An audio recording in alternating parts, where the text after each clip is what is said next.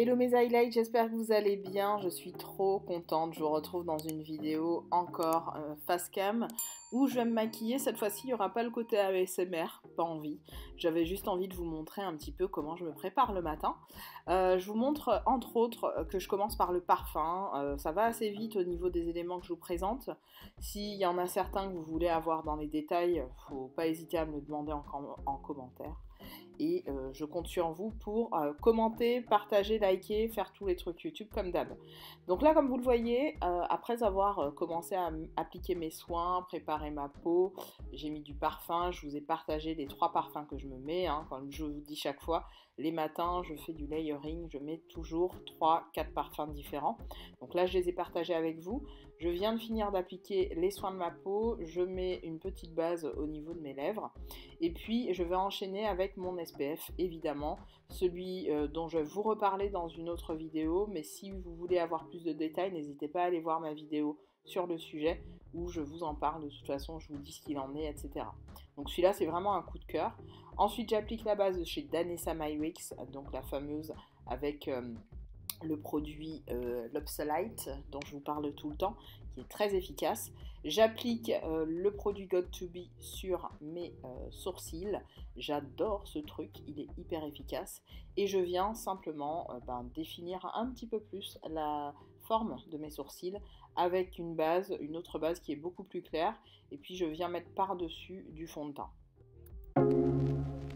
Petite astuce que j'ai vue chez un make-up artiste, c'est de mettre en fait de la base à paupières au niveau du dessous d'œil parce que ça va faire tenir plus longtemps l'anti-cerne. Effectivement, ça fonctionne.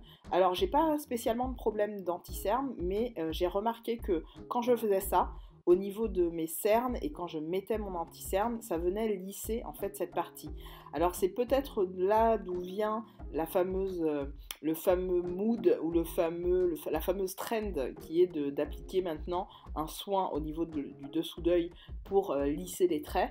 Et honnêtement, en le faisant en mettant une simple base à paupières au niveau du dessous d'œil, et ben ça fait exactement la même chose. Sincèrement, c'est une astuce que j'ai vue et que j'apprécie énormément. Ça vient vraiment donner un aspect repulpé au contour de l'œil et en fait ça crée une espèce de une forme de lissage au niveau de la peau qui va faciliter l'application de votre anti-cerne. C'est vraiment impressionnant, essayez.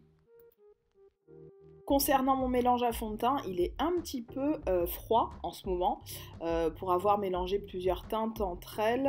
Je suis venue le réajuster d'ailleurs cette semaine dans ma fameuse rotation puisque j'utilise un petit peu les mêmes produits et je viens de réchauffer mon teint toujours avec les mêmes produits. Donc ma rotation vous allez la voir prochainement. Là je la filme juste après ce make-up là donc vous la verrez certainement avant cette vidéo. Donc je vous rassure, si elle est avant, vous l'aurez dans le petit i, donc n'hésitez pas à vous en référer. Et puis je viens avec le pinceau de chez Zoeva faire un petit peu de contour, appliquer du blush, jouer un petit peu avec les couleurs, les textures, faire un petit peu de contouring, un petit peu beaucoup même. J'adore appliquer beaucoup de blush, c'est mon truc, hein.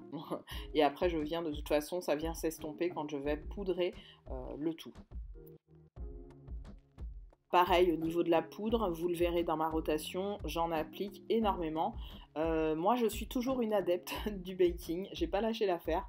C'est quelque chose qui me correspond, notamment bizarrement sur ma peau sèche. Alors oui, ça peut accentuer quelques zones de sécheresse, mais vous le verrez pas forcément dans la vidéo, mais je viens faire des petits moments où je vais appliquer du produit, vous savez, pour on va dire du fixateur de make-up, voilà, pour mélanger un petit peu les matières entre elles et ça va vraiment donner un effet, voilà, peau rebondie, peau bien mélangée, make-up bien mélangé, c'est plutôt joli. Là j'applique un pigment qui est très impressionnant, je vous le montrerai prochainement en vidéo.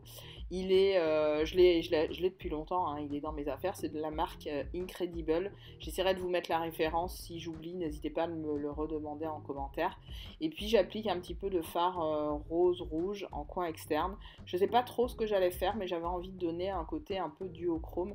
Le fard étant déjà duochrome, j'avais envie d'accentuer ce côté duochrome. Je suis venue aussi réappliquer un petit peu de blush. Et puis vous allez le voir faire mon highlighter et tout ce que j'ai l'habitude de faire, que vous me voyez faire très souvent.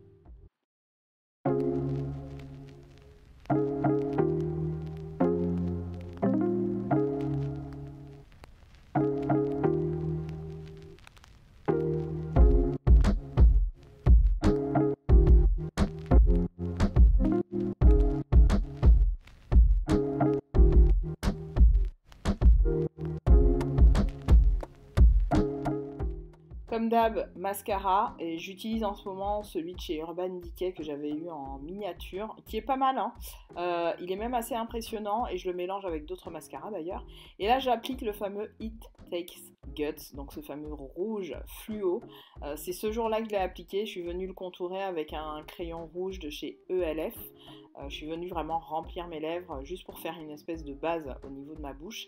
Et puis je suis venue appliquer ce rouge à lèvres incroyable, mais vraiment il est incroyable.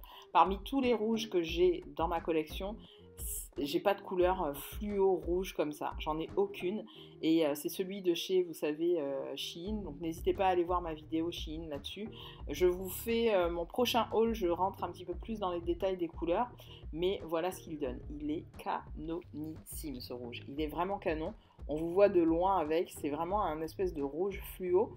Et quand vous le mettez avec en base et que par-dessus vous remettez un rouge, notamment le rouge de chez Lisa Eldridge, vous savez, le Velvet Ribbon, oh là là, mais là on vous voit de l'autre côté de la lune, c'est un truc de malade, et puis sans transfert toujours, c'est canon.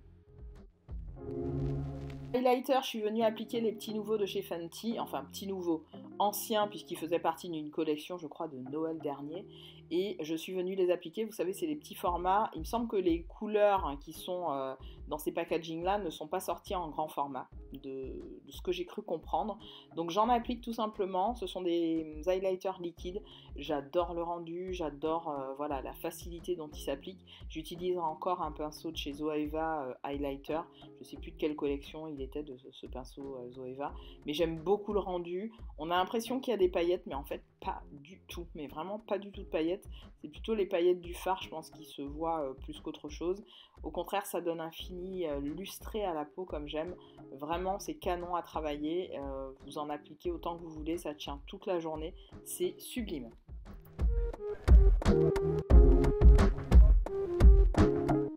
Pour terminer, je réapplique une autre couche de mascara, et du moins du mascara dont je vous parle pas encore, qui est un dupe d'un mascara très très connu, je vous en reparlerai très prochainement.